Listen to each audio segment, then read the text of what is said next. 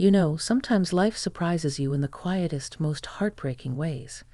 Before I tell you what happened, I just want to say, thank you for being here with me tonight. It means more than you know. Go ahead and tell me in the comments, where are you watching from? I love seeing the little towns and big cities pop up. Denver, Tampa, Des Moines, I see you all. And if you're new here, make sure you hit that subscribe button and give this video a like. Not because I asked you to, but because what I'm about to share might just make you feel something you haven't felt in a long time. So here's the story of how I thought my son had forgotten about me, until he showed up one rainy evening with a letter that changed everything. It was late March, one of those evenings where the light lingers just long enough to remind you winter's not quite ready to leave.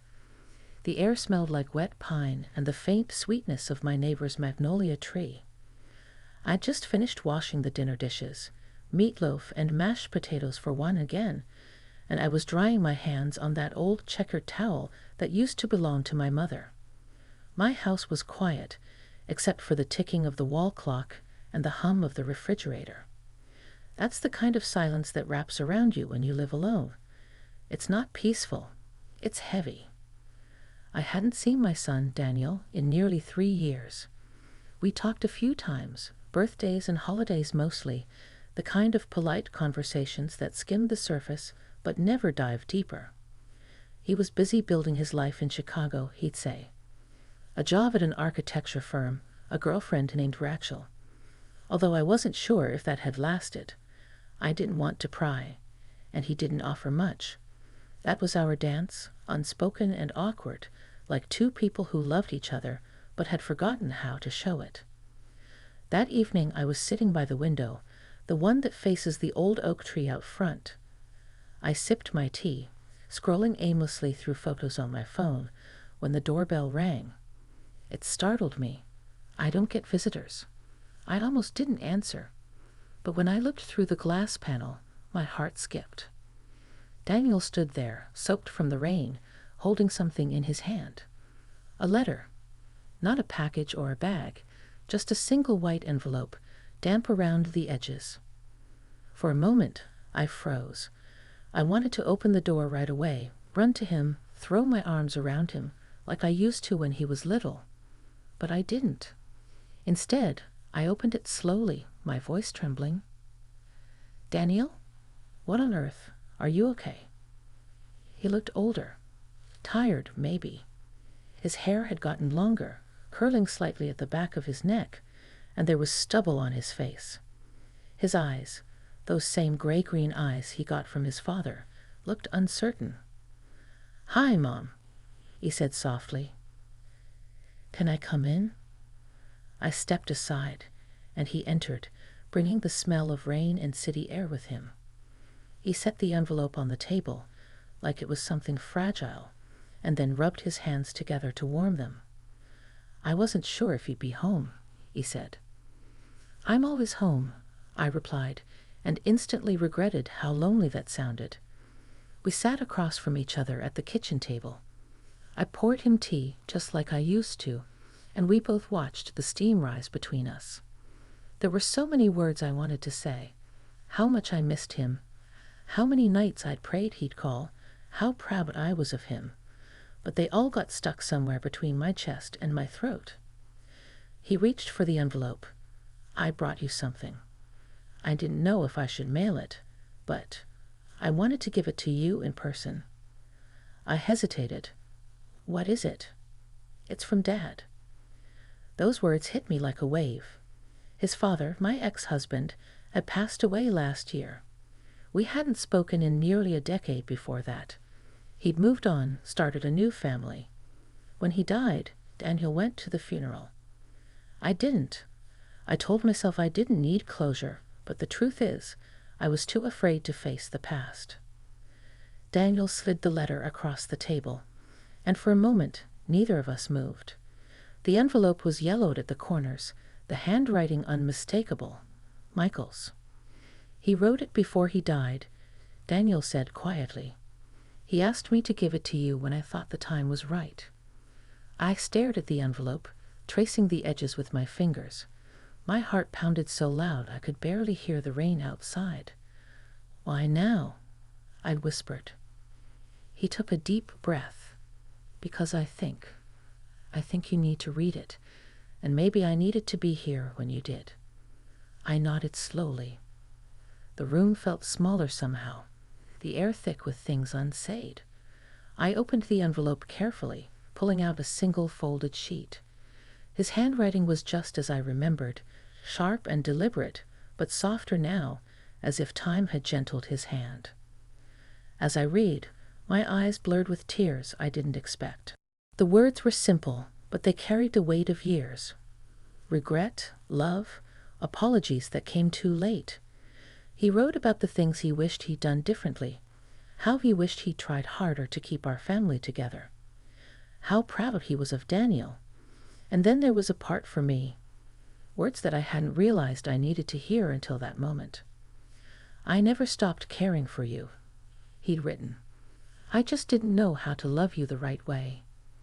By the time I reached the end, I could barely breathe. The letter slipped from my hands, landing softly on the table. Daniel was watching me, his eyes glistening.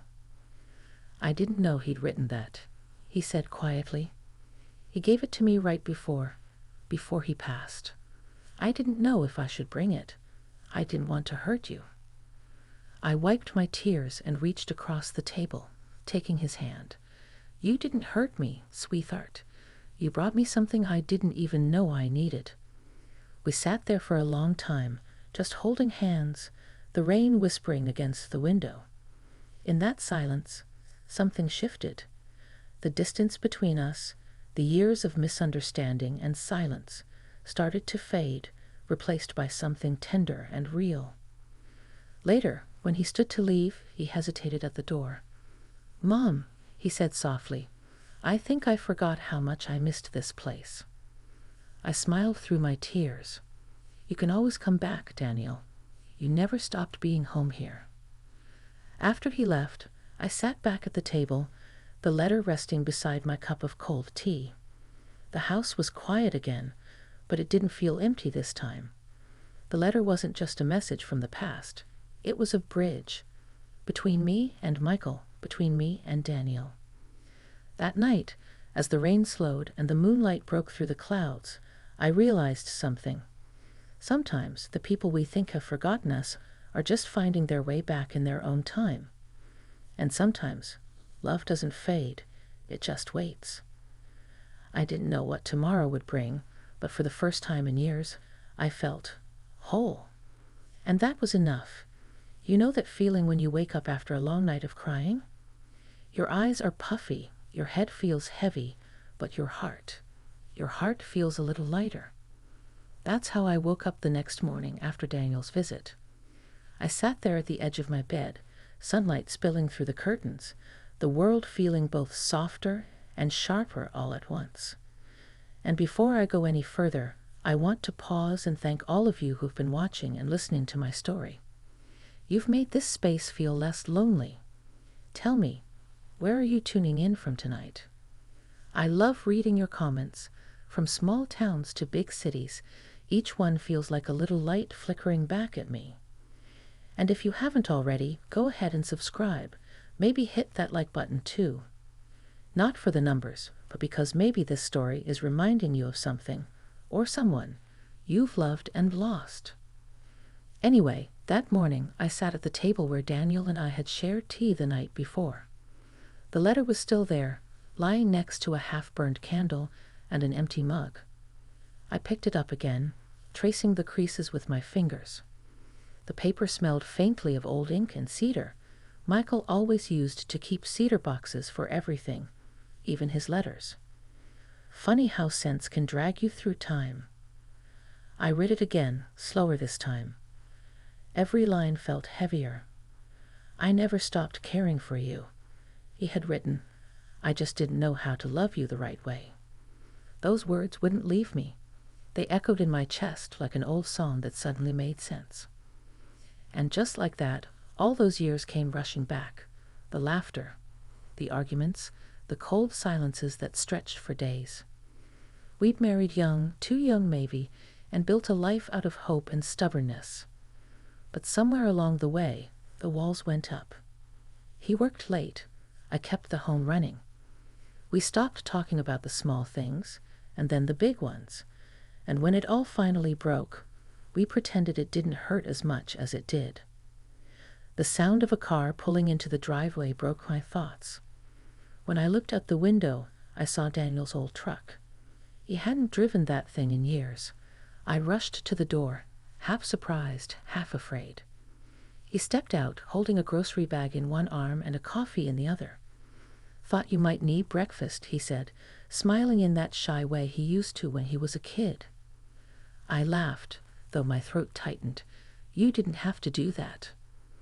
"I know," he said, shrugging, "but I wanted to." He came inside, setting everything down on the counter. The smell of coffee and fresh pastries filled the kitchen. It was such a small, ordinary thing, but it felt extraordinary. I hadn't shared a morning with him like this in years. We sat together, buttering croissants and sipping coffee.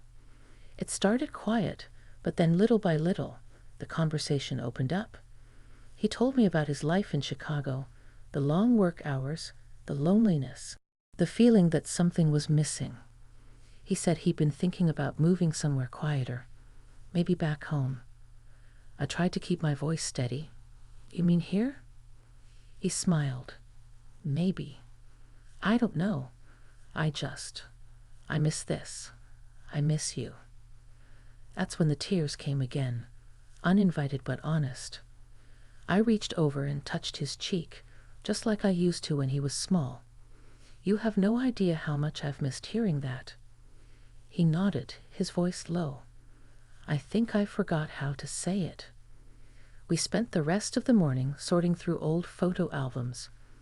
Daniel laughed at the one where he was missing his front teeth, holding a fishing pole twice his size. We even found one of me and Michael, standing by the lake in our 20s, sunburned, smiling, full of dreams. Daniel picked it up and studied it. "You two looked happy," he said. "We were," I whispered. "Once." "Do you ever think about him?" "All the time, but not the way I used to. It's like the anger faded, and what's left is just gratitude that we shared what we did, even if it didn't last." He nodded slowly, setting the photo down. "He wanted to talk to you before he passed, you know. He told me he didn't think you'd want to see him." I felt my chest tighten. He was right. I wasn't ready then. "But you are now." I looked at the letter again. Maybe I am. Maybe it took this long to forgive both of us. We spent hours just talking, really talking, for the first time in years. About his childhood, his father, the things we both carried in silence. The sun had moved high into the sky before we realized how long we'd been sitting there. Later that afternoon, Daniel said he wanted to visit his father's old house, the one 2 towns over that Michael had lived in with his second wife. I hadn't been there since before the divorce. The thought of it twisted something in me, but when Daniel asked if I wanted to come, I surprised myself by saying yes. The drive was quiet.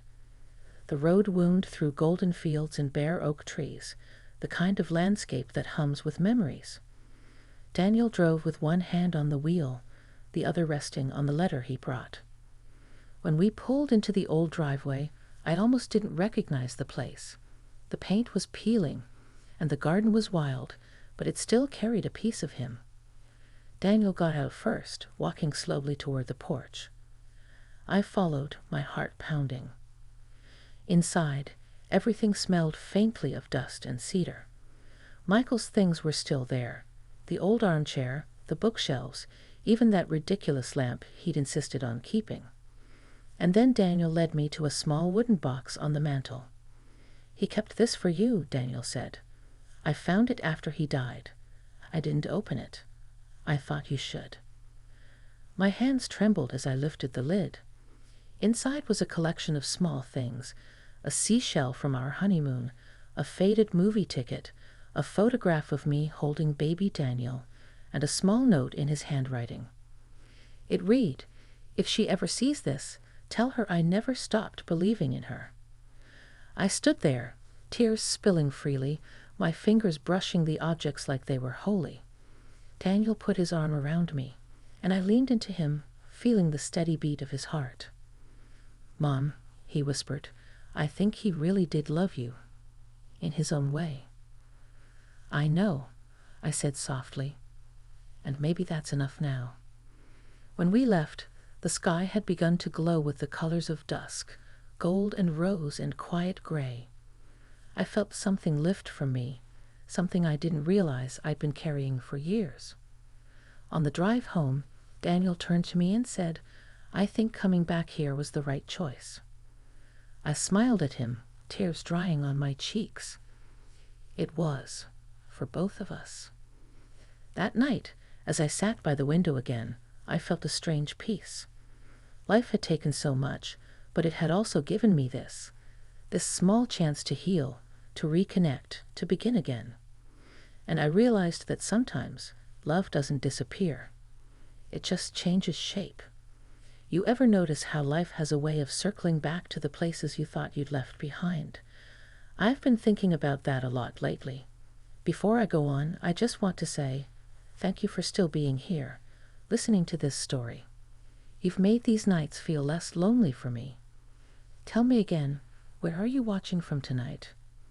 I love seeing familiar names pop up, from San Diego to Savannah, from small Midwest towns to the heart of New York City. You all feel like friends gathered around my kitchen table. And if you haven't yet, go ahead and subscribe or tap that little like button, not for me, but for the stories that remind us that love and forgiveness can still surprise us, no matter our age. It had been a week since Daniel came home with that letter. The days that followed felt different. Not brighter exactly, but fuller. Like the world had regained some quiet pulse I'd forgotten how to hear. Daniel stayed with me for a few days. He worked remotely from the dining room table, his laptop surrounded by coffee cups and papers, while I busied myself in the kitchen. Sometimes I'd catch him glancing up, smiling, like he was still trying to believe we were both really there.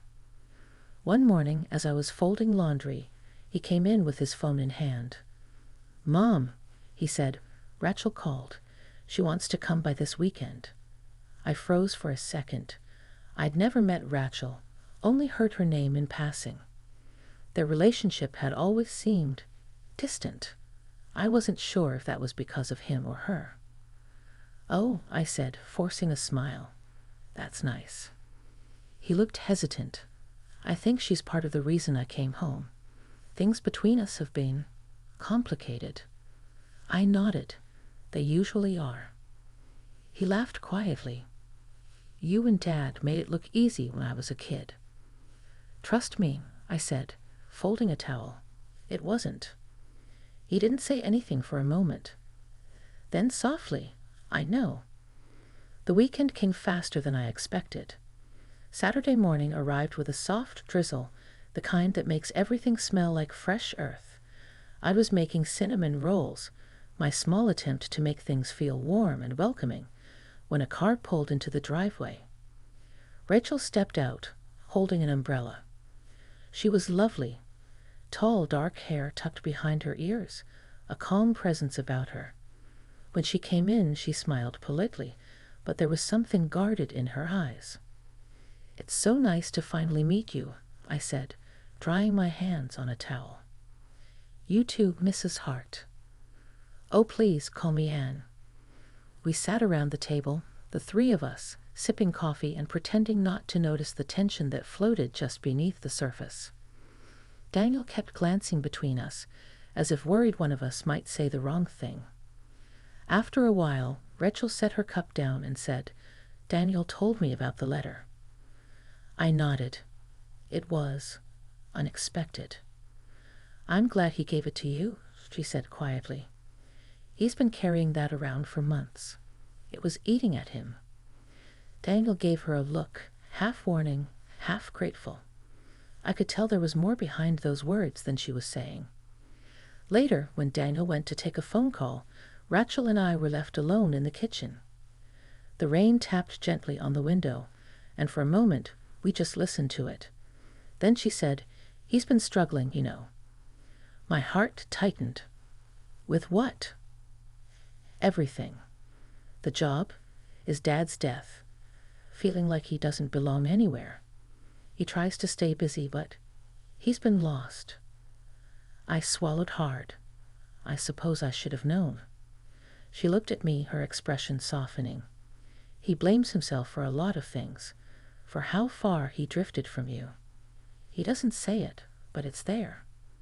I took a deep breath, the weight of her words settling on me. And what about you? Are you part of what's keeping him here, or what's pulling him away? Rachel hesitated, her eyes glistening just slightly. Maybe both.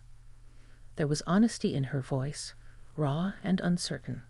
I respected that. When Daniel came back in, I changed the subject. We spent the afternoon baking and talking, the rain turning to mist outside. Every so often I'd catch Daniel looking at me like he was seeing me for the first time in years. Maybe he was. That night, after Rachel had gone to bed in the guest room, Daniel and I sat in the living room with a small fire crackling in the fireplace. The letter still sat on the mantel. "Mom," he said, his voice quiet, "do you ever regret it? Leaving Dad?" I stared into the fire for a long time before answering. I used to. Not because I stopped loving him, but because I thought maybe if I'd stayed, things would have turned out differently. He nodded slowly. He regretted it too. He told me once that he wished he'd fought harder. I believe that. I said softly. But sometimes love isn't about fighting harder. Sometimes it's about knowing when to stop hurting each other. He looked thoughtful. I don't think I ever understood that until now. We sat in silence for a while, the fire popping softly. Then he said something that surprised me. "I think I might move back here. Not forever, maybe, but for a while." My heart fluttered. "You mean that?" "Yeah, there's a lot I've been running from. Maybe it's time to stop." Tears welled in my eyes, but I smiled. "I'd like that, Daniel. More than you know." The next morning, Rachel joined us for breakfast. The air felt lighter somehow, the tension from before replaced by quiet understanding. She helped me in the kitchen, and we talked like old friends about gardening, old movies, the little things that make life softer.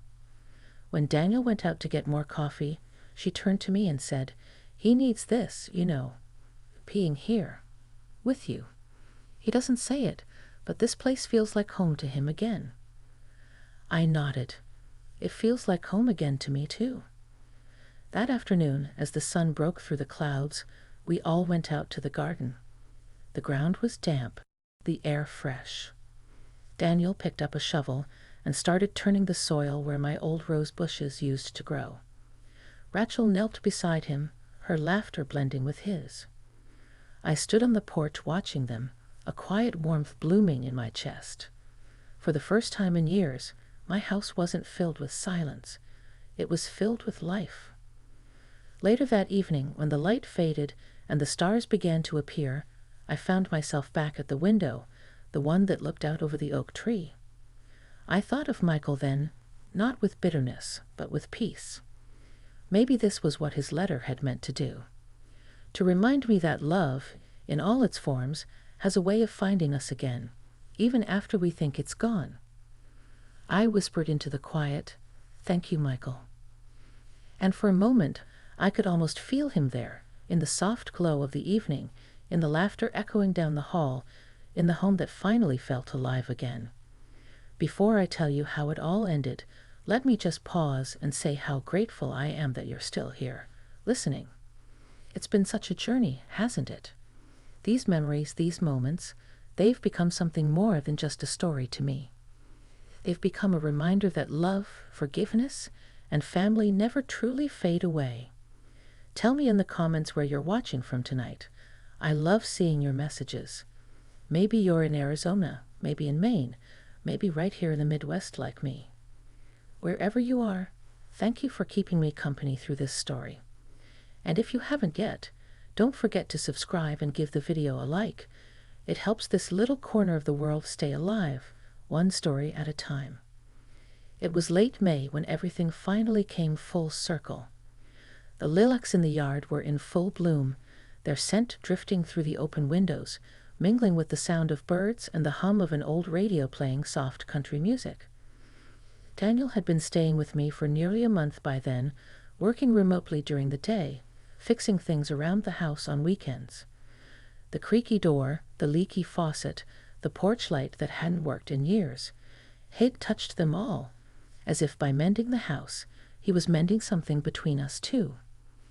Rachel had been coming by often, sometimes staying for dinner, sometimes just for a walk down the old dirt road behind the house. The three of us had fallen into a kind of rhythm. There were still silences, of course. Some memories don't disappear just because you talk about them, but they weren't painful anymore. They were gentle, familiar. One morning, Daniel came into the kitchen while I was whisking eggs. His hair was a mess, and he was wearing that old flannel shirt his father used to love. "Morning, sleepyhead?" I teased. "Coffee's on the counter." He smiled, rubbing the back of his neck. "Thanks, Mom." There was something different about him that morning, something quieter, more certain. He poured his coffee and leaned against the counter. "Rachel and I talked last night," he said. "We're going to stay." I froze mid-whisk. "Stay? You mean here?" He nodded. "Yeah. There's a firm opening an office nearby. They offered me a position. I think it's time I stop running."